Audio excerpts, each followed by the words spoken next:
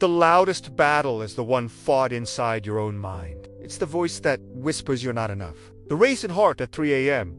and the constant fear of a future that hasn't happened yet.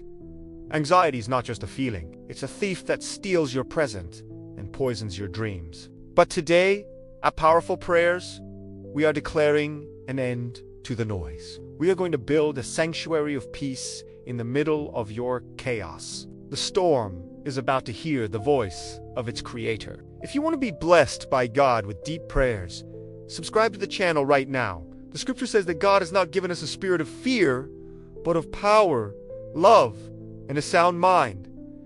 A sound mind is not just an empty head. It's a mind anchored in the truth of who God is. When anxiety attacks, it tries to make you forget your identity. But peace is a person, and his name is the Prince of Peace. You don't have to fight for peace. You have to rest in the peace that is already won.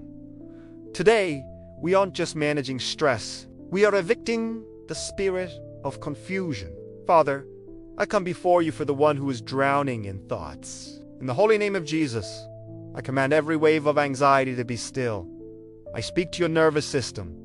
Be calm. I decree that the peace that surpasses all understanding is flooding your mind, your heart, and your room right now. I command every intrusive thought and every spirit of panic to leave this presence. I release the spirit of clarity over your future. You will no longer wake up in dread. You will wake up in strength. I decree that your mind is a sanctuary of light where no darkness can dwell. The weight is lifting. The fog is clearing. Your breath is returning. The storm has lost its power over you. Take a deep breath. Feel the silence returning.